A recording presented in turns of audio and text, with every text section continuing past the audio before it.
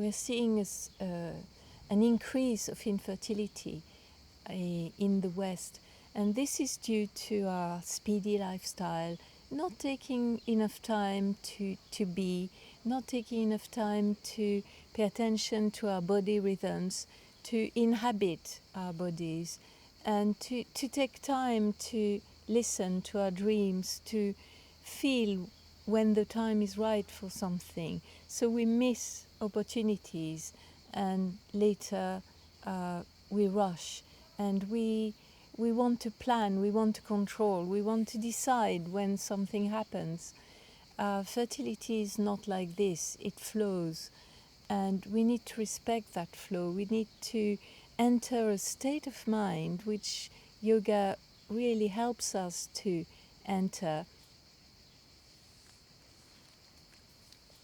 In fertility yoga, I am very interested in incorporating these more feminine practices, and I have been looking for them, first of all for myself, to heal myself, and then to benefit other women.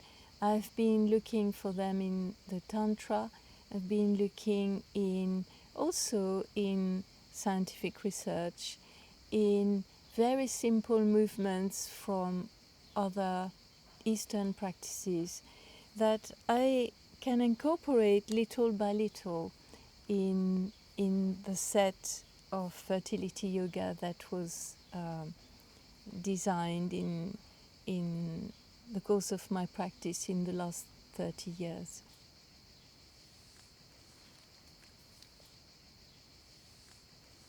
Without energy flow, fertility is not possible. So in order to wake up the energetic elements, I have incorporated some of the practices that I have found most helpful for myself when I was living with Amazonian rainforest people in Peru during my first 2 pregnancies.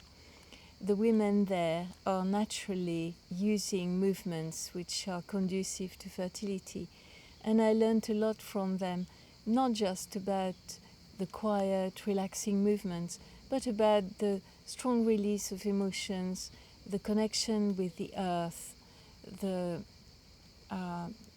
ability to relax while doing tasks, and the feeling of being in a rhythm, which is perhaps what Westerners need most, is that feeling of moving in their own rhythm, discovering their own inner rhythms.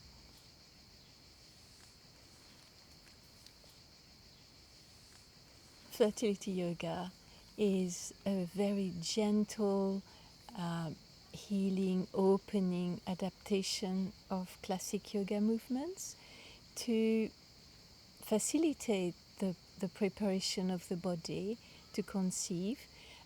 It is for women's bodies and also for men's bodies. And it is not just focused on the pelvic area, but it is mostly directed to the muscles which link the pelvis to the spine and the breath as well.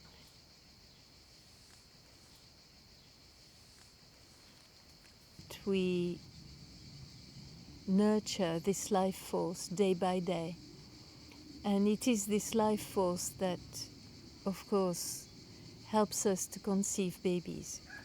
This is one aspect of our fertility, but fertility yoga is broader than this. It needs to nurture the life force as a more general force which connects us with the universe, with the earth in particular, with all the elements of creation, and helps us to live our creativity to the full. One aspect of this creativity is to have babies, but it's only one aspect.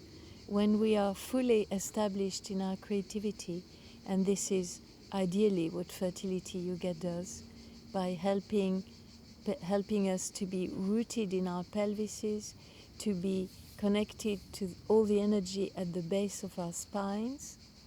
When we're established in this creativity, we have far more chances to conceive babies easily.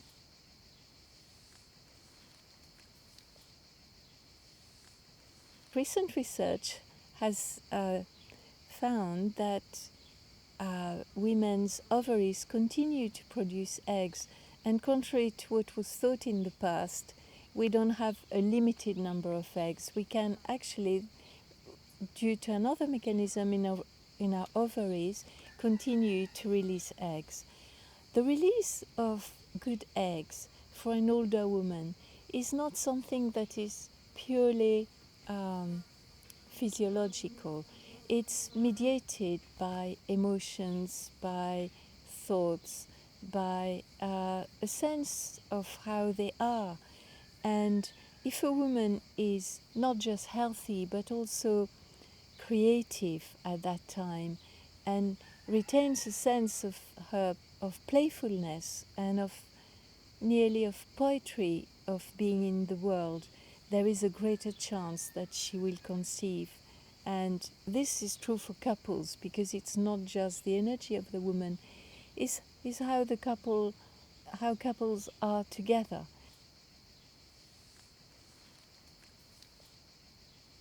Our uvular diaphragm, which is at the base of our throat, is very closely connected to the dynamics of our pelvic diaphragm. So when we clench our teeth or when we tighten our lower jaw, our pelvic diaphragm is restricted. And in order to open all the space in the lower diaphragm where our ovaries and our uterus is, and also for men as well, we need to liberate sound with the breath, our capacity to make sound and to sing. So chanting, if people are open to chanting, becomes a very important aspect of fertility yoga.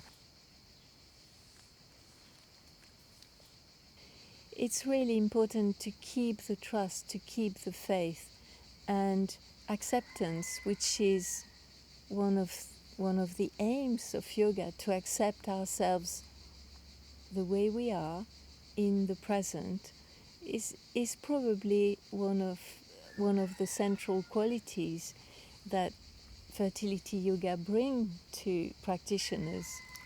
The sense that, well, it may not have worked this time, but it may work. And even if at one point we decide that we end this quest, we have a feeling of wholeness. We have a feeling that we have truly accepted our path in life.